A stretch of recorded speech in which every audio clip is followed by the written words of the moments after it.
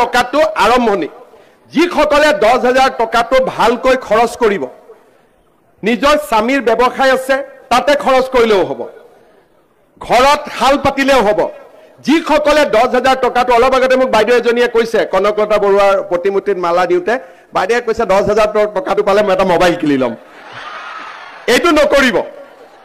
এই 10,000 টকাটো যোনে ভালকৈ ব্যৱহাৰ কৰিব তেওঁলোকক এক বছৰৰ ভিতৰত আমি আৰু 25,000 টকা দিম যে আমাৰ মহিলাসকলক মই 10,000 কৈ টকা দিম এতিয়া কংগ্ৰেছৰ মানুহবিলাকে ক'লে নাই ক'ত দিব হিমন্ত বিশ্ব শৰ্মাই এতিয়া মই কংগ্ৰেছৰ মানুহবিলাকক কম যে অহা কালিৰ পৰাটো দিয়া আৰম্ভ কৰিম এতিয়া তহঁতি গাঁতত সোমাবি নে নাই এতিয়া গাঁতত সোমাবনে নাই এই প্ৰশ্নটোৰ উত্তৰ মোক লাগে অহা কালি আমি বিহালীত যাম 24,000 মহিলাক 10,000 টকাকৈ আমি দিয়াৰ কাৰ্যসূচী আৰম্ভ কৰিম প্ৰতিগৰাকী গ্ৰুপৰ মহিলাই 10,000 টকাকৈ লাভ কৰিব এতিয়া আপোনালোকে ক'ব গহপুৰত কেতিয়া পাম হয় নে নহয় হেতু জানিব লাগে নে নাই গহপুৰত কেতিয়া পাব এটো উৎপল বৰাই মোক যিদিনাখনে মাতিব সেইদিনাখনে মই গহপুৰতো দি যাম মই উৎপল বৰা আৰু ৰঞ্জিত দত্তৰ পৰা এটা সময় লম যে বিশ্বনাথৰ বাবে এদিন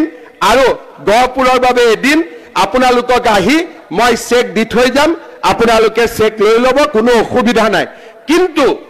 এইটোৱে শেষ নহয়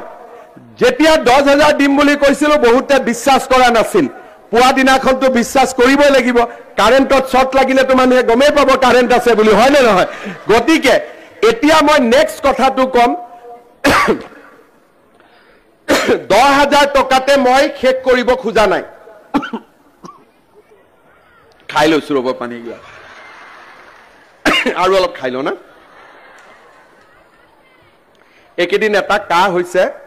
বহুত দীঘলকৈ থাকে কাহটো এটো সৰু বেমাৰ এটা হৈ আছে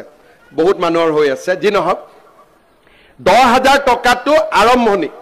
যিসকলে 10,000 টকাটো ভালকৈ খৰচ কৰিব নিজৰ স্বামীৰ ব্যৱসায় আছে তাতে খৰচ কৰিলেও হ'ব ঘৰত হাল পাতিলেও হ'ব যিসকলে 10,000 টকাটো অলপ আগতে মোক বাইদেউ এজনীয়ে কৈছে কনকলতা বৰুৱাৰ প্ৰতিমূৰ্তিত মালা দিওঁতে বাইদেৱে কৈছে 10,000 টকাটো পালে মই এটা মোবাইল কিনি ল'ম